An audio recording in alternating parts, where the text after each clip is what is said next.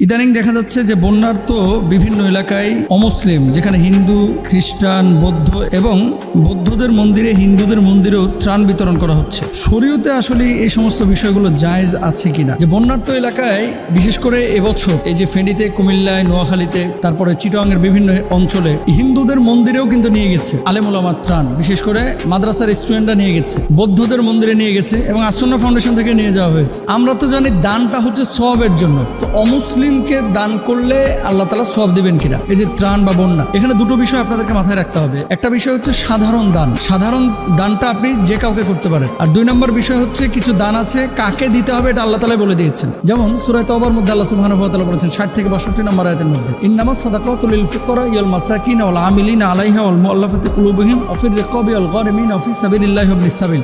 দীর্ঘ আয়াত, আয়াতের অর্থের দিকে যাব না, সময় লাগবে। জাকাতের যে খাতটি আছে, এই খাত অনুযায়ী কাকে আপনি জাকাত দিতে পারবেন এটা আল্লাহ তাআলা বলে দিয়েছেন। তাহলে কি জাকাতের কোনো টাকা দিয়ে আপনি বন্যার জিনিস আপনি যদি মনে করেন যে এটা দেওয়া হয়েছে জাকাতের জন্য, এখন এই টাকাটা বন্যার্ত মানুষকে আপনি দিতে পারবেন, যে বিপদগ্রস্ত তাকে মালিক করে দিতে পারবেন, কিন্তু এই খাতের বাইরে গিয়ে আপনি স্বেচ্ছাচারী হয়ে যে কাউকে দিতে পারবেন না। যেখানে আল্লাহ সুবহানাহু ওয়া তাআলা 8 শ্রেণীর কথা বলে দিয়েছেন, এদের বাইরে আপনি জাকাতের অর্থ দিতে পারবেন না। তাহলে ত্রাণ যে দিচ্ছি এটা জায়েজ আছে কিনা?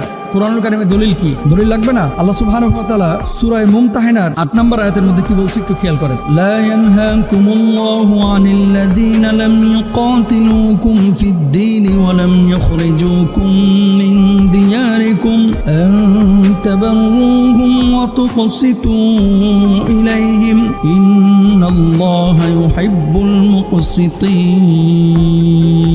সাদাকাল্লাহুল আযীম। কি বলছেন আল্লাহ তাআলা? দ্বীনের ব্যাপারে যারা তোমাদের বিরুদ্ধে যুদ্ধ করেনি, অর্থাৎ এমন অমুসলিম, এমন হিন্দু, এমন খ্রিস্টান, এমন বৌদ্ধ যারা আমাদের সাথে যুদ্ধ ঘোষণা করে নাই, এই ধরনের মানুষগুলোর ক্ষেত্রে যারা আমাদেরকে দেশ থেকে বহিষ্কার করে নাই, তাদের প্রতি মহানুভবতা প্রদর্শন এবং ন্যায় বিচার করতে আল্লাহ তোমাদেরকে নিষেধ করেন না। দেখেন ডাইরেক্ট আল্লাহ তাআলা বলতেছেন 8 নম্বর আয়াতের মধ্যে সূরা মুমতাহিনা, যে এদের প্রতি ন্যায় বিচার প্রদর্শন করা যাবে, এদের প্রতি আদালত প্রদর্শন করবেন, নিষ্ঠা প্রদর্শন করবেন, মহানুভব আচরণ আপনারা করবেন, এটা কিন্তু আপনার জন্য জায়েজ। তো এই দৃষ্টিতে আলেম ওলামা কিন্তু সেখানে দিচ্ছেন। এবার আসেন অন্য দলিল নেন। আল্লাহ রাসূল সাল্লাল্লাহু আলাইহি ওয়াসাল্লামের কাছে আসমা বিনতে আবু বকর রাদিয়াল্লাহু তাআলা আনহা তিনি আসলেন। আসার পর বললেন, ওগো নবীজি, আমার মা তো এখনো মুশরিকা, ঈমান আনে নাই, তো আমি ঈমান এনেছি, আমার মা তো অমুসলিম, তার সাথে কি আমি ভালো আচরণ করতে পারবো কিনা? আল্লাহর হাবিব সাল্লাল্লাহু আলাইহি ওয়াসাল্লাম তখন তাকে বললেন, যদিও তোমার মা ঈমান আনে নাই, তারপরেও তুমি তোমার মায়ের সাথে ভালো আচরণ করো। সুবহানাল্লাহ। দেখেন এখান থেকে কি মেসেজ, যে আল্লাহর নবীকে সরাসরি প্রশ্ন করা হচ্ছে যে আমার মা ঈমান আনে নাই, আমি কি তার সাথে ভালো আচরণ করবো নাকি তার সাথে খারাপ আচরণ করবো? আল্লাহর নবী বললেন তার সাথে ভালো আচরণ করো। তাহলে নবীজি সেখানে বললেন।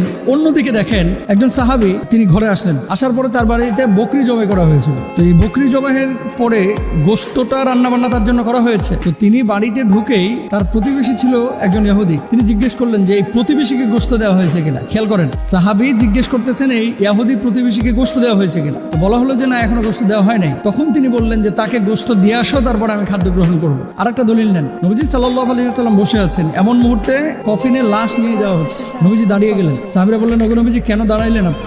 আল্লাহর হাবিব সাল্লাল্লাহু আলাইহি ওয়াসাল্লাম বলছেন, লাশ দেখে আমি দাঁড়াইলাম। সাহাবীরা বললেন, ওগো নবীজি, এ তো ইহুদির লাশ। আল্লাহর নবী বললেন, সে তো মানুষ। দেখেন, ইহুদির লাশ নিয়ে যাওয়া হচ্ছে, আল্লাহর নবী ওই ইহুদির লাশ দেখে দাঁড়িয়ে গেলেন। কারণ কি?